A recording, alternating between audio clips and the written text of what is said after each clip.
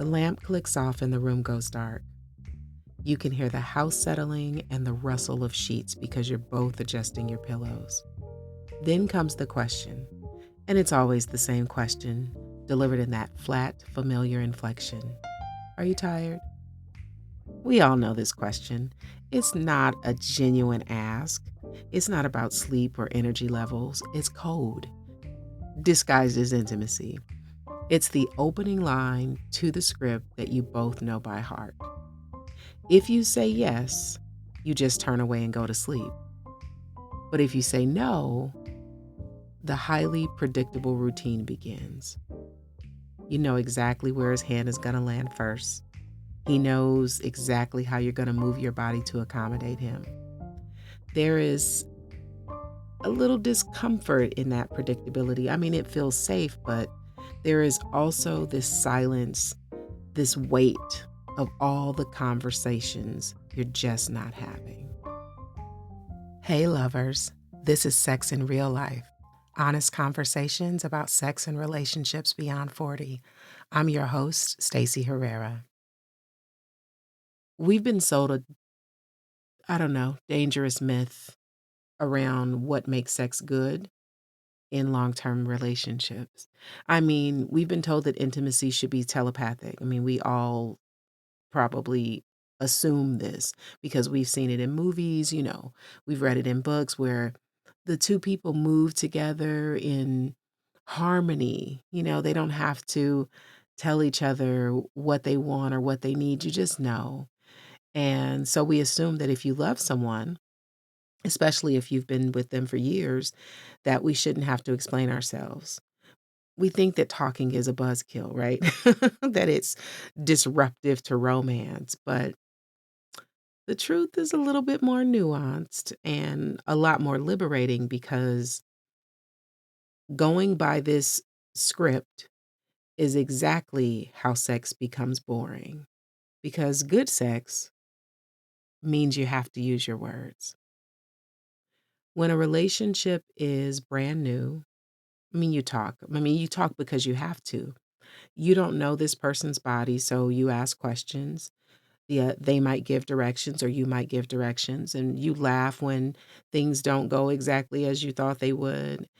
And you explicitly say what feels good because they don't know what you like yet.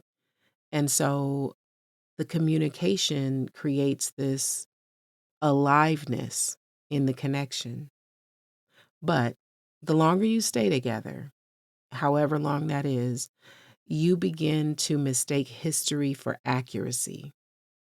You assume that because you knew what your partner liked 10 years ago, that you know exactly what they like right now. And so you stop asking and they stop guiding and you just default to this choreography because it's just easier than being vulnerable.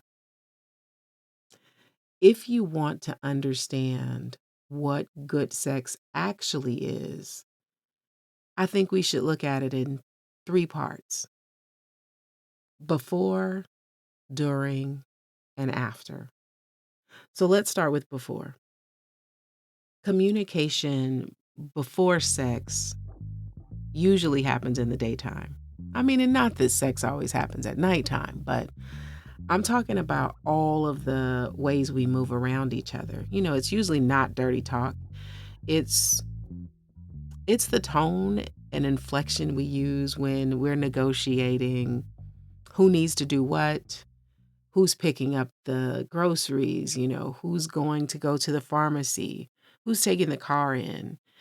But when it comes time to transition from being roommates who navigate life to being lovers, our language tends to become evasive. We just use hints or we wait until midnight to poke our partner on the shoulder because it's easier to risk rejection in the dark.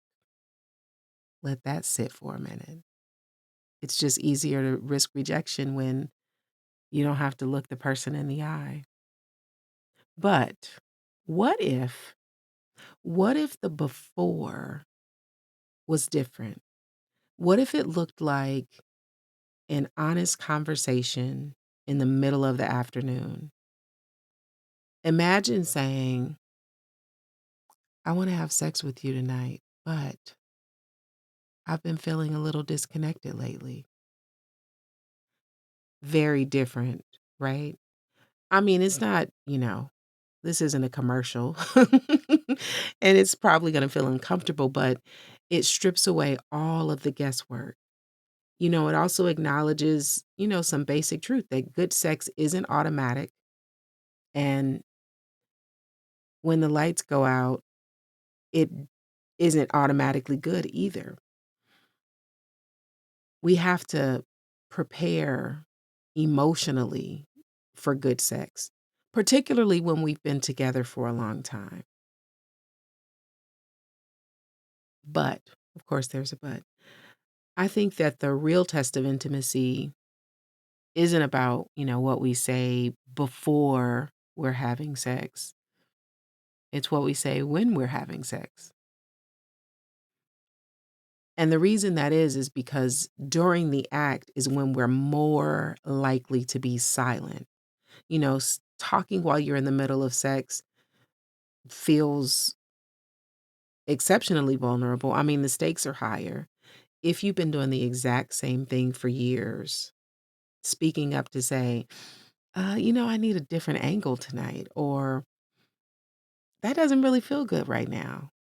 I mean, oh my God, that can feel terrifying, right? And so we worry that giving feedback in real time is going to sound like a critique. Like that's what makes it so scary. We're worried about whether the other person is going to feel picked apart. We don't want to bruise their ego or break the mood. So most of the time, we don't say anything. We think we're being polite, but is it polite to let somebody do something that doesn't feel good? I don't think so. But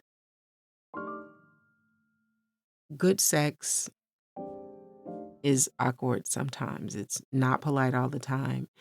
It requires us to, calibrate in real time. You need to use your voice like an instrument, it's like an instrument of touch. And when you are physically exposed, your words need to be just as exposed. In other words, when you are naked, when you're naked, your words need to be naked too. So saying right there or stop moving or let's try something else, that's not a performance review. It's an invitation to your immediate physical needs and the experience you're having. When you stay silent, you leave your partner guessing, literally in the dark sometimes, because you're allowing them to default into what you already know isn't great instead of speaking up. But when you are brave enough to speak up, it pulls you out of your internal world and forces you to connect with one another. Then, of course, there comes the after. In long term relationships, the after sex part is usually the shortest part. I mean, once the deed is done, maybe you've climaxed and the physical tension starts to, evaporate. We immediately, instinctively sometimes, go back to our metaphorical side of the mattress. It doesn't mean that you're not cuddling, but in your head, you've already moved to the other side. And you might whisper, that was good, before you reach for a glass of water, or God forbid you check your phone. But the kind of communication that creates the environment for good sex doesn't end when sex ends or when the touching stops. Those moments immediately following sex are when our defenses are entirely down, the adrenaline is dropping and your nervous system is settling. And that's the moment where a conversation can anchor the experience, or where the silent withdrawal can make the encounter feel empty, which you don't want. Talking about sex afterwards is not a grade. Like, you don't want to do that.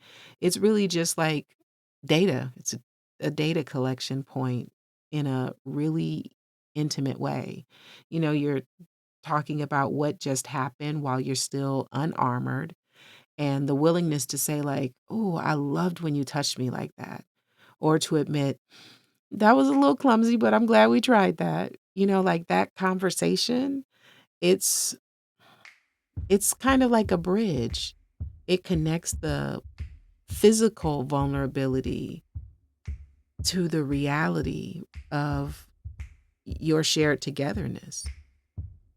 It can turn sex into an ongoing story that you're writing together. Doesn't that sound lovely? For the record, there is no single definition of what good sex looks or feels like.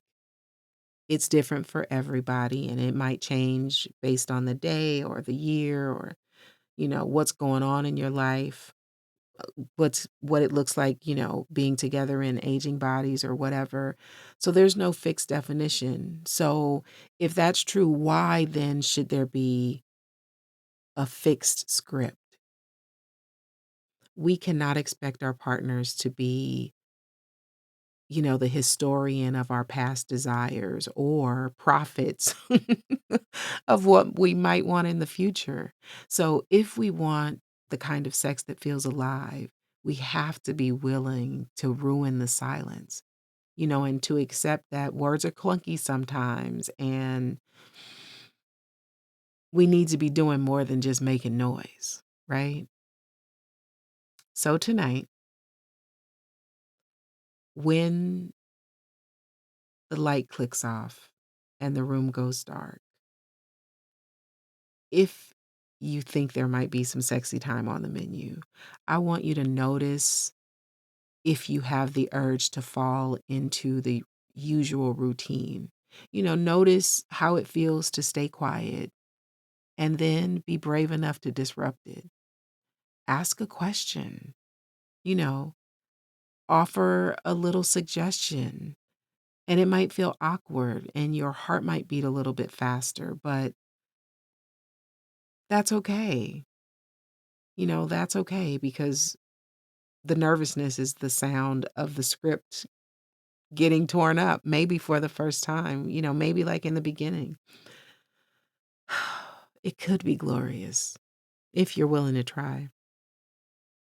Now, if this episode made you think about the routine that you might have fallen into in your sex life, share it with somebody.